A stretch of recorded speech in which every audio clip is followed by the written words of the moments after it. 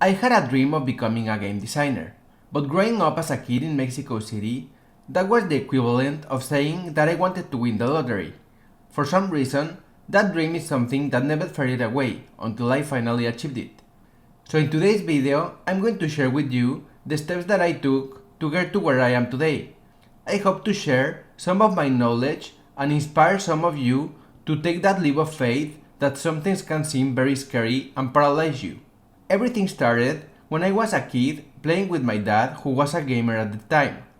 I had played some of the NES games like Super Mario Bros. And Contra, but when the SNES came out, he got this new game that he was super excited about, called The Legend of Zelda: A Link to the Past.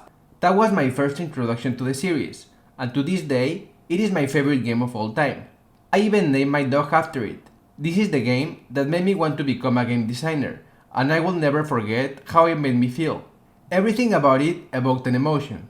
When I was initially experiencing those first few moments of the story, walking outside of the castle in the rain and then going through the castle corridors with that epic music, from that moment, and although I was really young, I was really impressed by how video games were able to make players feel using music, space, and visual effects. From that moment on, I became obsessed with the idea of designing games. I knew it wasn't going to be easy from the start. My dad wanted me to become an architect, and eventually got so busy with work, he stopped playing games a few years after the N64 came out. Sadly for me, this meant he didn't buy the games anymore, so I now had to earn them. I also wasn't the best student at school, so I was constantly punished for not getting good grades. Time went by and I still wanted to be a game designer. My parents told me that I was crazy. Regardless, I kept going. I have never cared too much about money. I care more about success. I have always believed if you have success, money will eventually come later. But because I lived in a third world country, there weren't any game design degrees that I could study. When the time came, I decided that I was going to study computer science, because that was the closest thing I could find to game design. I started the first semester of computer science, and to be honest, I was miserable the whole time. I was learning about converting binary numbers, discrete mathematics, network cables, and so on, but nothing about video games or how these subjects related to them. In the curriculum, there weren't even any classes geared toward video games at all, so everything started to snowball and I started to feel depressed. I failed almost all of the classes and started questioning if it was the right choice for me. The day I went to enroll for the semester, it so happened to be the day I found out a new program was opening up. My school was going to have a new major in animation and digital arts. It was not game design, but it had two game-related courses. And there was the option to specialize or have a minor in game design, so it felt like a godsend at the time. I ended up taking the rest of the semester off and switching to that program for the next semester, while I worked on my mental health. While I had a good experience in this program, it did have its shortcomings. The problem was that because we were the very first class to study the program, the teachers weren't really experienced. It ended up being more of a test run for the school to fine-tune things than a super strong program in animation and digital art. I want you to know that success is up to you. Even with all these challenges and gaps in knowledge, it was here that I designed my first video game. Dancing Stillness was a small minimalistic game about creating a path for a ship using energy particles. It was my first experience using Unity as a game engine, and I felt I needed to make something really small for my first game, which is something that I advise anyone starting to always do.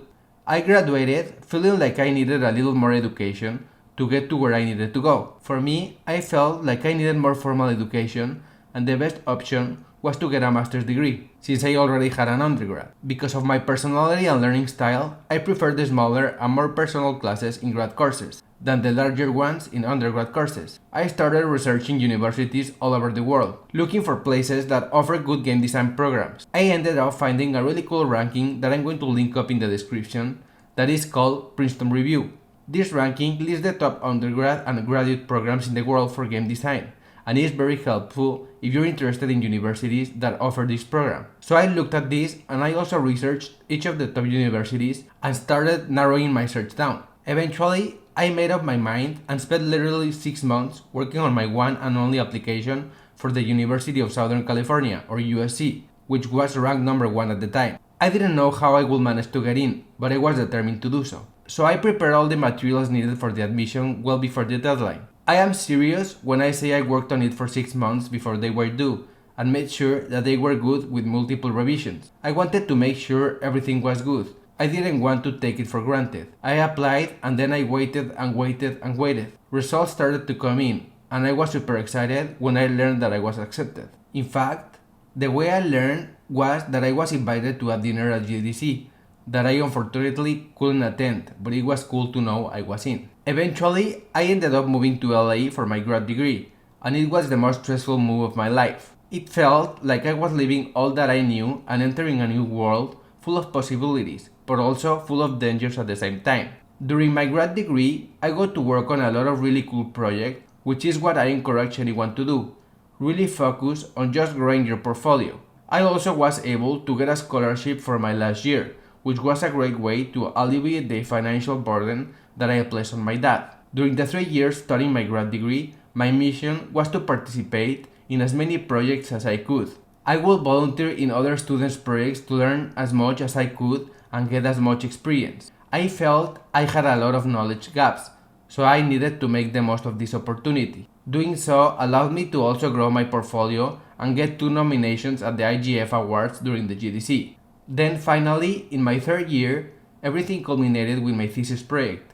My friend and me was a shared experience that explored the relationship between 2 characters and the experience of growing up.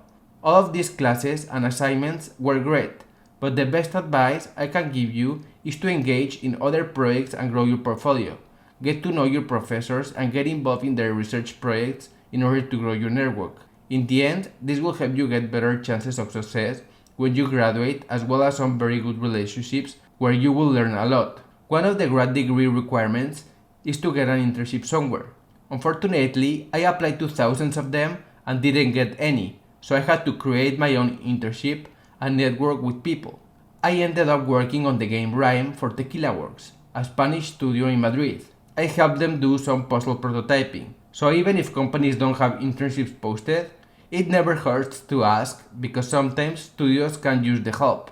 After I graduated, I had a very hard time looking for a job. It took almost 2 years and the visa situation was stressful as well. Fortunately, my wife is a US citizen and she was able to sponsor my green card. Otherwise, I would have had to go back to Mexico and keep applying from there. Essentially, I kept being rejected from every company that I tried to reach out to, even without a phone interview.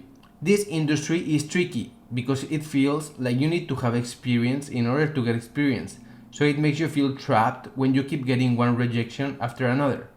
Sometimes they wouldn't even respond to me, which was super frustrating and discouraging. It ended up getting to me and I ended up depressed, eating more bad food than I wanted, sleeping all day, etc.